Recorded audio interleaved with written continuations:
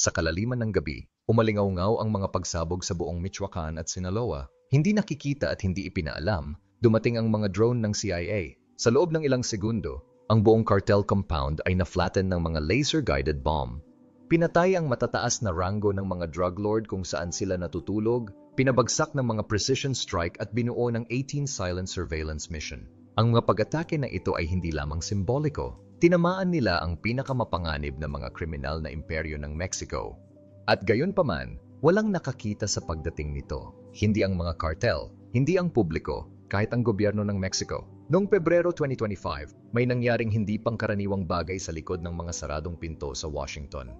Pagkatapos ng mga linggo ng classified meeting sa Department of Defense at mga nangungunang opisyal ng intelligence, nagpasya ang Administrasyong Trump na baguhin ang mga patakaran ng pakikipag-ugnayan. Hindi na ituturing ng Estados Unidos ang mga kartel ng droga ng Mexico bilang mga negosyong kriminal. Sa halip, sila ay itatalaga bilang mga dayuhang teroristang organisasyon. Ito ay hindi lamang isang legal na hakbang. Ito ay isang mensahe. At ito ay may mga kahihinatnan. Ang pagbabago sa pagtatalaga ay nagbukas ng isang toolbox na dati ay nakalaan para sa mga operation laban sa mga jihadist group tulad ng ISIS at Al-Qaeda. Ang mga sandatang pang-militar, teknolohiya sa pagsubaybay, at hindi pinaghihigpit ang drone strike ay biglang magagamit para magamit hindi sa Afghanistan o Syria, ngunit sa kabila lamang ng southern border ng US. Sa loob ng maraming taon, ang mga cartel ay nagpatakbo ng walang parusa, binabaha ang mga lungsod ng Amerika ng fentanyl at methamphetamine. Ngayon, handa ang gobyerno na harapin ang bantang iyon gamit ang puwersang militar.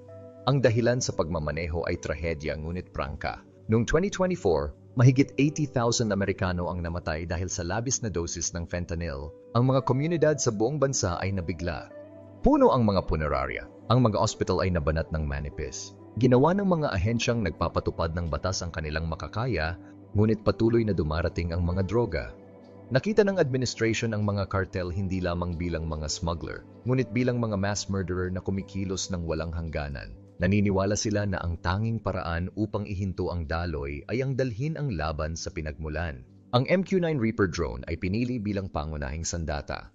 May kakayahang manatili sa hangin sa loob ng mahigit isang araw at armado ng mga Hellfire missiles at precision-guided bomb tulad ng GBU-12, ang Reaper ay isang perpektong tool para sa isang mission na nangangailangan ng pag-abot at pagpigil. Ang mga drone na ito ay napatunayang epektibo sa mga mission ng kontraterorismo sa buong gitnang silangan. Ngayon, lilipat sila sa mga kuta ng cartel sa Michoacan at Sinaloa. Ang pagtitipon ng intelihensya ay isinasagawa sa loob ng maraming buwan. Sinusubaybayan ng mga high-altitude na U-2 reconnaissance plane at advanced na satellite ang mga cartel convoy. Sinusubaybay ang communication at matatagpuan ang mga drug lab na nakatago ng malalim sa rural na lupain. Ang 18 na tago na mission sa pagsubaybay ay nagbigay ng real-time na data sa mga tagaplano ng Pentagon. Sa oras na inilunsad ang mga drone, meron silang eksaktong mga coordinate. Ang taga-strike ay naka-schedule para sa gabi. Naniniwala ang mga opisyal na ang oras na ito ay maglilimita sa mga civilian na kaswalti at mapakinabangan ang elemento ng sorpresa. Nang tumawid ang mga drone sa Mexican airspace, walang babala ang ibinigay. Ilang sandali pa, umalingaw-ngaw ang mga pagsabog sa mga cartel compound. Ang mga bodega na nag-iimbak ng mga precursor ng fentanyl ay naging mga bolang apoy.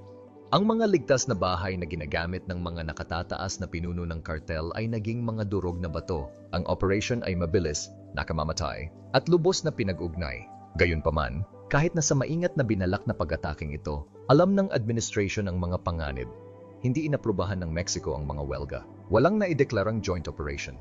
Bagamat ang mga target ay may kaugnayan sa cartel, ang mga pag-atake ay naganap sa soberanong teritoryo. Ang ilang mga boses sa loob ng Pentagon ay nagbabala laban sa pasulong ng walang diplomatikong clearance. Natatakot sila sa paghihiganti o pagbagsak ng mga taon ng pakikipagtulungan sa seguridad. Ang iba ay nagtalo na ang halaga ng hindi pagkilos ay masyadong mataas. Sinisira na ng mga cartel ang Mexico. Ngayon, libo-libo na ang pinapatay nila sa mga Amerikano. Ang paghihintay pa, Anala, ay mag-aanyaya lamang ng higit pang kamatayan.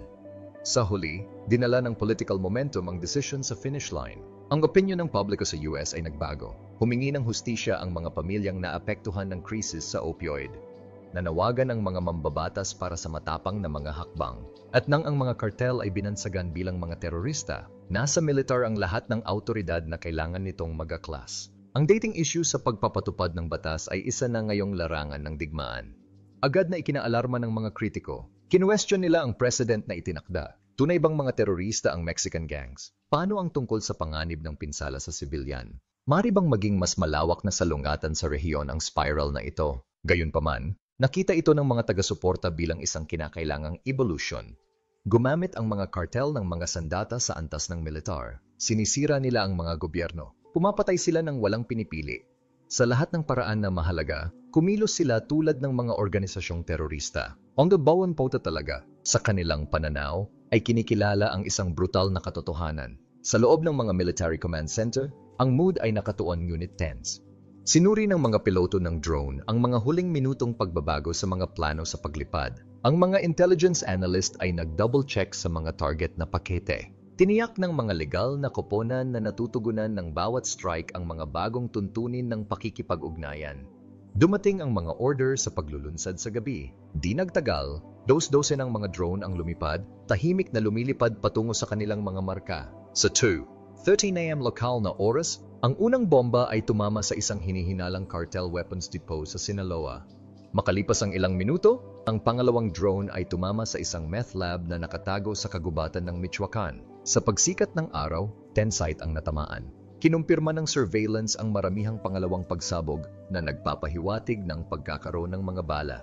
Nagdilim ang usapan sa radyo sa mga operatiba ng kartel. Ang misyon ay idineklarang tagumpay. Gayunpaman, nagsimulang lumabas ang mga ulat ng pinsala.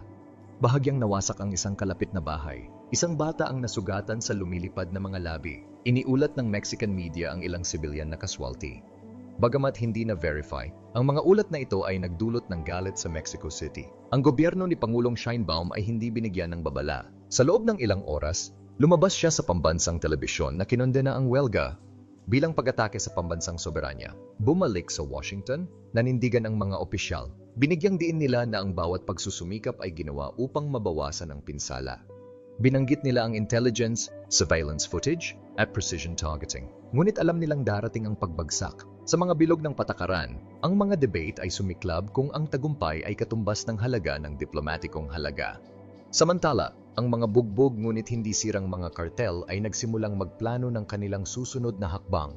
Habang ang pagkabigla ng mga welga ay umaagos sa mga hangganan, isang bago at mapanganib na tanong ang lumitaw. Paano maghihiganti ang mga kartel? At ano ang susunod na gagawin ng Estados Unidos? Ang pag-atake ng drone ng US sa mga kartel ng Mexico ay nagdulot ng agaran at matinding reaksyon mula sa gobyerno ng Mexico.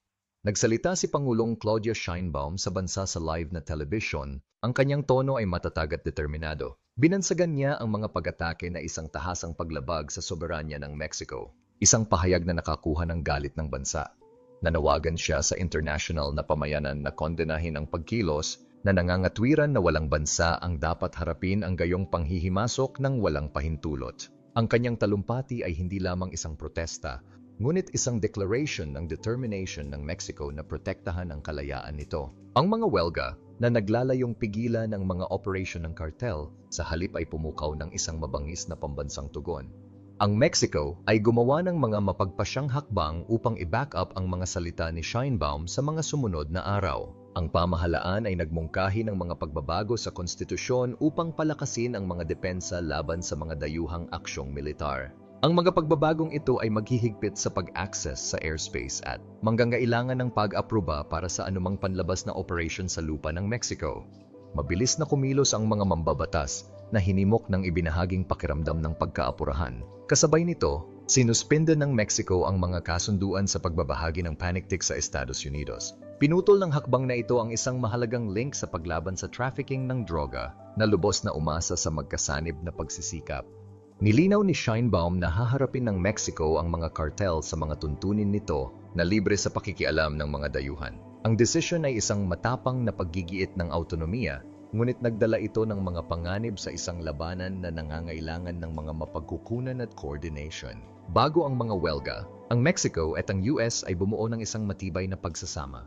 Naglagay ang Mexico ng 10,000 tropa sa kahabaan ng hangganan upang ihinto ang smuggling at karahasan.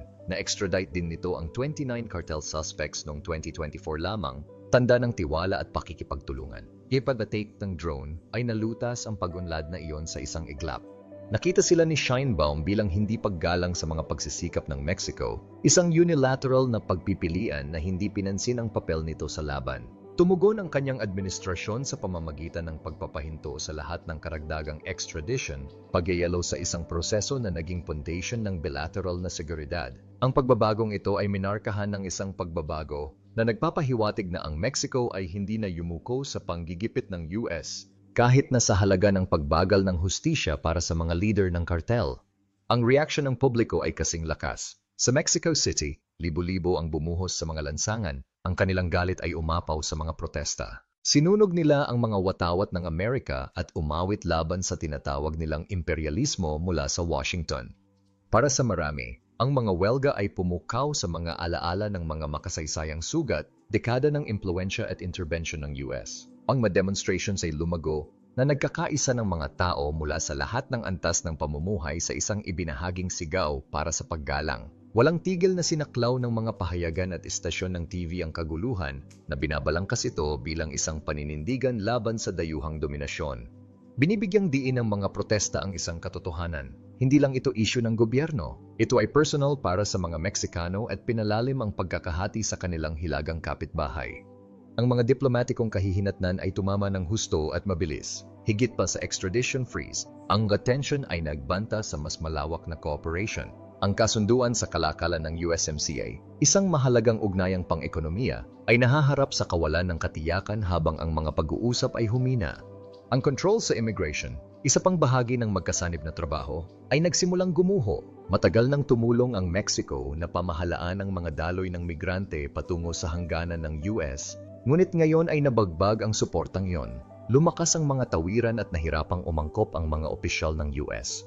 Ang pagbagsak ay nakakaapekto sa bawat antas ng relasyon, mula sa seguridad hanggang sa komersyo.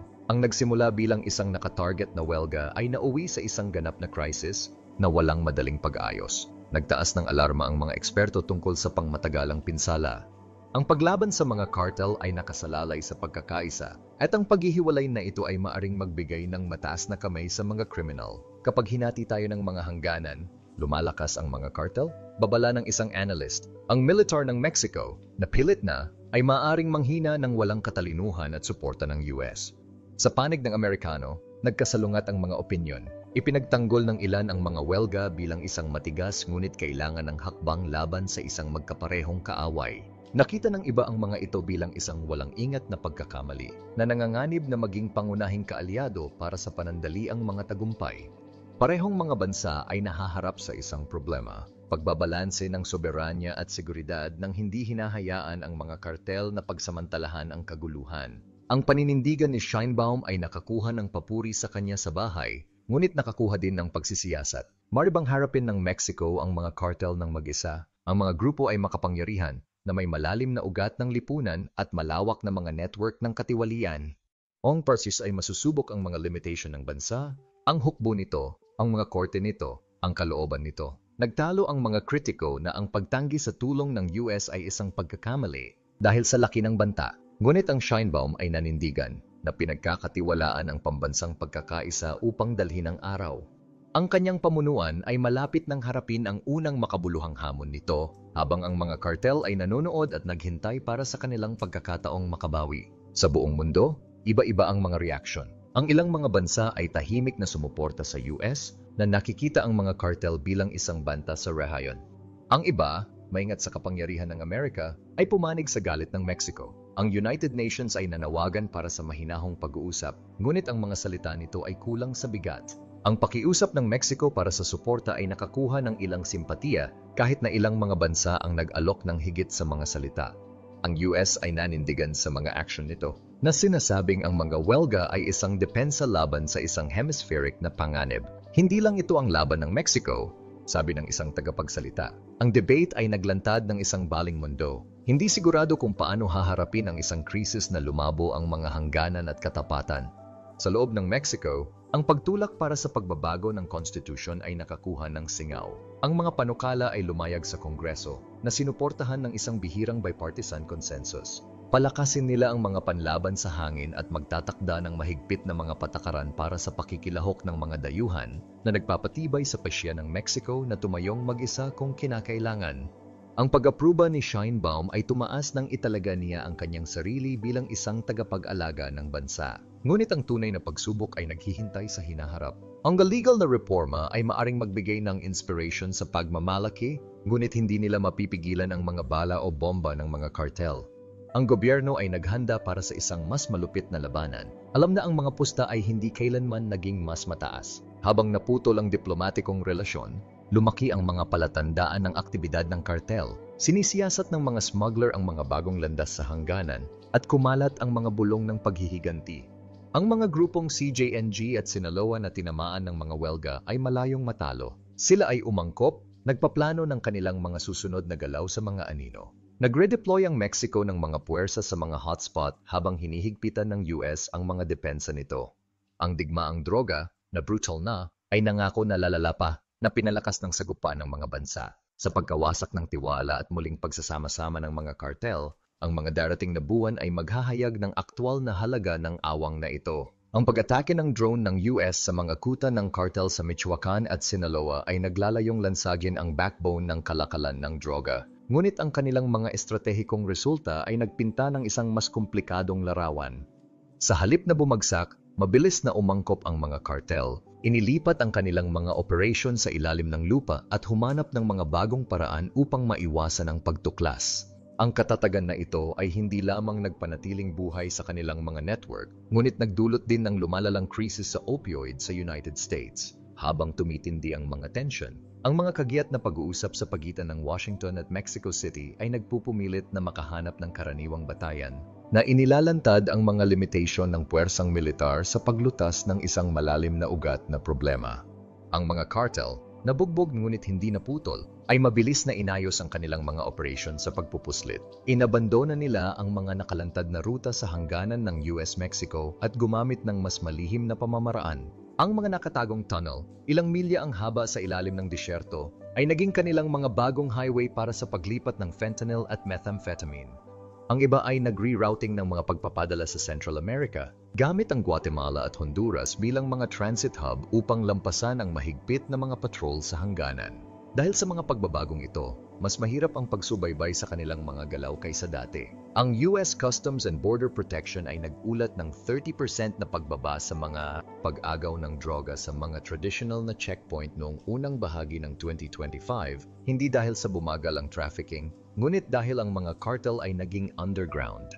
Ang kanilang kakayahang umangkop ay nagpakita kung bakit sila ay nakaligtas sa mga dekada ng crackdown. Ang pagbabagong ito ay nagkaroon ng mapangwasak na epekto sa Estados Unidos. Ang crisis sa opioid, na isa ng pambansang trahedya, ay lalong nakamamatay.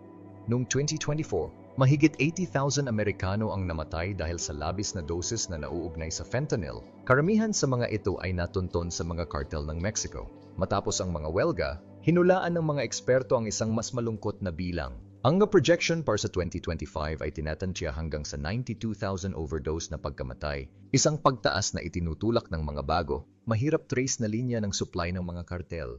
Ang mga ospital tulad ng Chicago at Philadelphia ay nag-ulat ng mga pagtaas sa mga pagbisita sa emergency room, napakaraming kawani at mga mapagkukunan. Ang mga gamot ay hindi lamang dumadaloy. Binahan nila ang mga komunidad sa hindi pa naganap na bilis.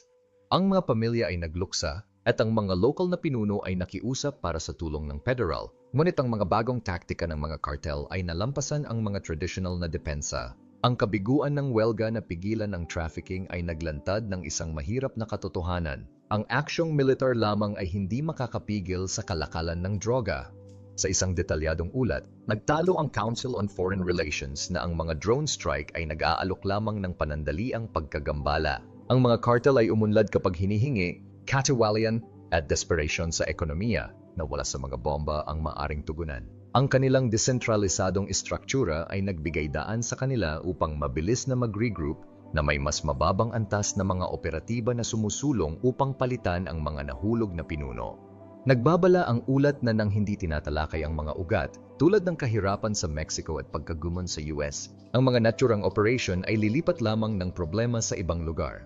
Ang pagsusuri na ito ay umalingaw-ngaw sa mga think tank na may mga eksperto na humihimok ng mas malawak na diskarte na pinagsama ang pagpapatupad sa mga reformang panlipunan at pang-ekonomiya. Samantala, Ang mga bagong ruta ng cartel sa Central America ay lumikha ng mga epekto ng ripple. Ang Guatemala at Honduras, na nakikipagpunyagin na sa mahinang pamamahala, ay humarap sa tumataas na karahasan habang ang mga cartel ay nagmumula sa kanilang mga teritoryo. Ang mga local na gang na sabik na kumita ay nakipagsosyo sa mga grupo ng Sinaloa at CJNG na ginagawang mga smuggling hub ang mga tahimik na bayan. Ang pagpapalawak na ito ay sumisira sa katatagan ng rehayon na ang mga pamahalaan ay kulang sa kagamitan upang tumugon. Ang US ay nag-alok ng tulong sa mga bansang ito, ngunit ito ay isang pagbaba sa balde kumpara sa bilyon-bilyong kita ng mga kartel. Ang mga welga na nilalayong pahinain ang organisadong krimen ay hindi sinasadyang itinulak ito ng mas malalim sa mga kalapit na bansa na nagpapalubha sa geopolitical landscape. Sa larangang diplomatiko, ang US at Mexico ay nag-agawan upang pigilan ang pagbagsak. Nagsimula ang mga pang-emerhensyang pag-uusap sa Washington noong Marso 2025 kung saan nagpupulong ang mga nangungunang opisyal ng bansa upang mabawasan ang mga tensyon. Ang mga talakayan ay tense na minarkahan ng malalim na hindi pagkakasundo. Inakusahan ng Mexico ang US ng walang ingat na pagsalakay na nangangatwiran na ang mga welga ay nagpapahina sa mga taon ng magkasanib na pagsisikap laban sa droga. Tinutulan ng US na ang pagkabigo ng Mexico sa pagpigil sa mga cartel ay pinilit ang kamay nito. Natigil ang pag-unlad habang ang bawat panig ay nagsisisi sa krisis. Ang isang leaked na memo mula sa mga pag-uusap ay nagsiwalat na isang kasunduan lamang ang lumitaw, isang hindi malinaw na pangako upang galugarin ang mga coordinated na hakbang. Ang kakulangan ng kalinawan na ito ay nakakabigo sa parehong mga bansa na nag-iiwan sa landas na pasulong na hindi sigurado. Ang mabagal na bilis ng mga pag-uusap ay nagpapakita ng mas malalim na kawalan ng tiwala. Nadama ng Mexico na pinagtaksilan ng unilateral na action ng US, habang ang mga opisyal ng Amerika ay nawalan ng pasensya sa kanilang nakita bilang kaluwagan ng Mexico sa mga cartel. Ang paghahati na ito ay nagpapahina sa isang partnership na dating naging modelo para sa cross-border cooperation. Ang mga programang tulad ng Merida Initiative na nag-funnel ng 3 billion sa mga pagsusumikap laban sa droga ng Mexico mula noong 2008 ay nahaharap sa pagsisiyasat habang ang mga resulta ay humina. Alam ng magkabilang panig na ang muling pagtatayo ng tiwala ay magtatagal, ngunit ang oras ay isang luho na hindi kayang bayaran ng dalawa. Ang mga cartel na nakadama ng kahinaan ay pinagsamantalahan ang lamat upang palawakin ang kanilang mga operasyon nang hindi napigilan. Ang US ay nahaharap din sa mga domestic na kahihinatnan. Ang opinyon ng publiko ay nahati ng husto sa mga welga. Ang ilang mga Amerikano, lalo na sa mga komunidad na tinamaan ng labis na dosis, ay nagbunyi sa agresibong hakbang. Itinuring nila ito bilang isang matagal nang nakatakdang pag-atake laban sa isang walang awa na kaaway. Ang iba, kabilang ang mga mambabatas at grupo ng advokasya, ay pinuna ang operasyon bilang maikli ang pananaw. Itinuro nila ang tumataas na bilang ng mga nasawi at nahihirapang relasyon sa Mexico bilang katibayan ng kabiguan. Ang mga protesta ay sumiklab sa mga hangganan ng estado kung saan ang mga residente ay natatakot sa paghihiganti ng kartel. Ang isang Gallup poll noong Abril 2025 ay nagpakita na 52% ng mga Amerikano ang sumuporta sa mga welga, ngunit 60% ay nag-aalala tungkol sa hindi sinasadyang mga kahihinatnan na nagpapakita ng isang bansa na nahahati sa kung paano labanan ang digmaan sa droga. Sa Milita, inayos ng US ang diskarte nito para kontrahin ang mga bagong taktika ng mga kartel. Ang Pentagon ay nagtaas ng drone surveillance sa kahabaan ng hangganan na nag-deploy ng Global Hawk na sasakyang panghimpapawid upang subaybayan ang aktibidad ng tunnel. Ang mga ground team, na nilagyan ng ground-penetrating radar, ay naghahanap ng mga nakatagong daanan. Ang mga pagsisikap na ito ay nagbunga ng ilang tagumpay. 3 pangunahing tunnel ang natagpuan at nawasak sa Texas noong Mayo 2025. Ngunit ang laki ng problema ay nakakatakot. Ang mga cartel ay gumawa ng mga tunnel ng mas mabilis kaysa sa nakikita ng mga awtoridad, kadalasang gumagamit ng murang paggawa at pansamantalang engineering. Sinanay din ng US ang mga puwersa ng Central America upang guluhin ang mga bagong ruta ng smuggling, ngunit limitado ang mga resulta ng katiwalian sa mga bansang iyon. Ang laban ay naging laro ng whack-a-mole na walang katapusan. Sa ekonomiya, nanatiling matatag ang mga kartel. Ang kanilang mga kit na tinatayang nasa 30 billion taon-taon ay nagbigay sa kanila ng mga mapagkukunan upang malampasan ang anumang crackdown. Namuhunan sila sa bagong teknolohiya, kabilang ang mga naka-encrypt na communication at mga disposable drone upang manatiling nangunguna sa pagpapatupad ng batas. Ang ilan ay nag-iba-iba pa sa cybercrime na nag-hack ng mga negosyo sa US upang pondohan ang kanilang mga operasyon. Ang lakas ng pananalapi na ito ay nagbigay daan sa kanila na makuha ang mga pagkalugi mula sa mga welga at muling buuin ng mabilis. Target ng US Treasury Department ang kanilang mga money laundering network na nag-jailong 500 million sa mga asset noong 2025. Ngunit ito ay isang bahagi ng kanilang kayamanan. Ang kakayahan ng mga cartel na umangkop ay ginawa silang isang mabigat na kalaban kahit na pagkatapos ng mapangwasak na mga suntok. Ang mas malawak na estratehikong kabiguan ay nakasalalay sa maling paghuhusga sa katatagan ng mga cartel. Ang mga welga ay nag-ambala sa kanilang mga operation ngunit hindi nasira ang kanilang espiritu. Sa halip, sila ay naging mas mailap, sumasama sa mga population ng sibilyan at sinasamantala ang katiwalian upang protektahan ang kanilang sarili. Ang militar ng Mexico, na nababanat ng manipis, ay nagpupumilit na punan ng puwang na natitira sa pagbawas ng suporta ng US.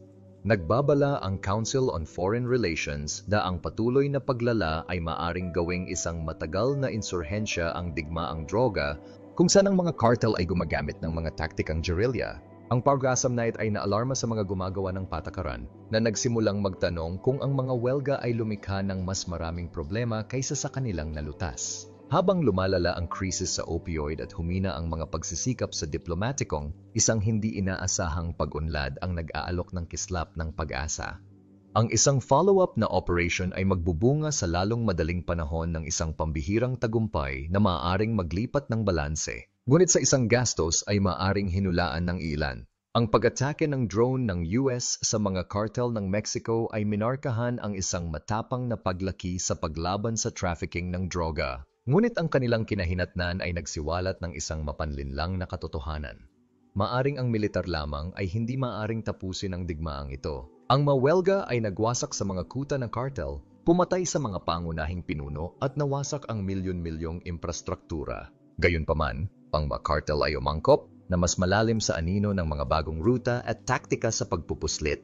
Ang katatagan na ito ay nagdulot ng mas nakamamatay na crisis sa opioid sa United States na may inaasahang mahigit 90,000 overdose na pagkamatay noong 2025. Inilantad ng operasyon ang mga limitation ng puwersa na nagpapakita na ang mga bomba ay maring makagambala, ngunit hindi magbuwag sa isang network na nakaugat sa tubo at desperation. Sa diplomatikong paraan, ang mga welga ay nagpahirap sa isang mahalagang pakikipagtulungan.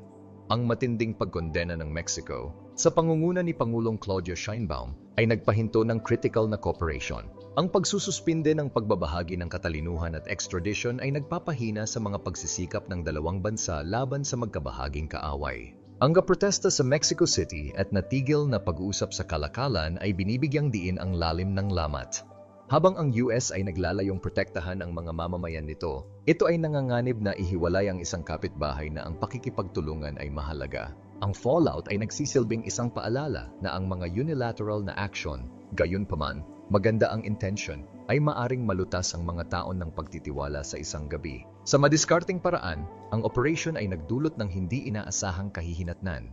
Ang paglipat ng mga cartel sa mga underground tunnel at ang mga ruta ng Central America ay nagpakalat ng kawalang tatag sa kabila ng mga hangganan ng Mexico. Nahaharap ngayon ang Guatemala at Honduras sa lumalaking karahasan na hinahamon ng kanilang marupok na pamahalaan. Samantala, ang paghuli sa isang pinuno ng CJNG ay nag-alok ng isang pambihirang tagumpay. Paglalantad ng mga network ang smuggling at pag-udyok ng mga panloob na salungatan sa kartel.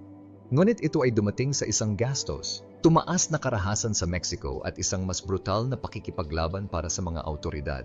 Pinatunayan ng mga welga na kahit na ang mga nakatarget na suntok ay maaring lumabas, na lumilikha ng mga bagong problema ng kasing bilis ng paglutas ng mga luma. Sa hinaharap, ang landas ay puno ng mga hamon. Ang kakayahang umangkop ng mga kartel ay nagmumungkahi na malalampasan nila ang bagyong ito maliban kung ang demand para sa droga at sistematikong katiwalian ay natugunan. Kung walang mas malawak na diskarte, ang drone ay tumama sa panganib na maging isang magastos na distraction na nag-aalok ng panandaliang panalo habang lumalala ang krisis. Ang pagpapasya ng Mexico na lumaban ng mag-isa ay maaring magbigay ng inspiration sa mga tao nito, ngunit pinahaba nito ang mga mapagkukunan nito. Ang US, samantala, ay nahaharap sa pressure na balansehin ang agresibong aksyon sa diplomasya. Ang patuloy na pagdami ay maaring gawing isang matagal na salungatan ang digmaan sa droga, kung saan ang mga kartel ay gumagamit ng mga taktikang gerilya upang malampasan ang kanilang mga humahabol. Ang isang pangmatagalang solusyon ay nangangailangan ng higit sa firepower. Ang cooperation sa pagitan ng US at Mexico ay dapat na muling itayo na nakaugat sa paggalang sa isa't isa at mga ibinahaging layunin. Kabilang sa mga critical na hakbang ang magkasanib na task force, mas malakas na seguridad sa hangganan, at tulong pang-ekonomiya upang mabawasan ang impluwensya ng kartel sa mahihirap na komunidad. Maaring matugunan ng mga legal na reforma upang gambalain ang money, laundering at mga programa sa paggamot sa adiksyon upang pigilan ang pangangailangan. Ang mga pagsisikap na ito ay nangangailangan ng pasensya at pagtitiwala, mga katangiang kulang na ngayon. Ang parehong mga bansa ay umaasa na pahinain ang mga kartel para sa kabutihan sa pamamagitan ng paghahalo ng katumpakan ng militar sa mga estratehiyang pang-ekonomiya at panlipunan. Ang drone strike ay nagbukas ng bagong kabanata sa mahabang digmaang ito, ngunit ang kanilang tagumpay ay nakasalalay sa kung ano ang susunod. Ang parehong mga bansa ay nakatayo sa sangang daan na pumipili sa pagitan ng mas malalim na salungatan at maingat na pakikipagtulungan. Ang mundo ay nanonood, alam na ang kahihinatnan ay huhubog hindi lamang sa hangganan, ngunit ang pandaigdigang paglaban sa organisadong krimen. Sa ngayon, ang mga kartel ay nagtitiis, ang kanilang anino ay nagbabadya ng malaki. Ngunit ang pag-asa ay nakasalalay sa isang nagkakaisang prente na natututo mula sa nakaraan upang bumuo ng isang mas ligtas na kinabukasan.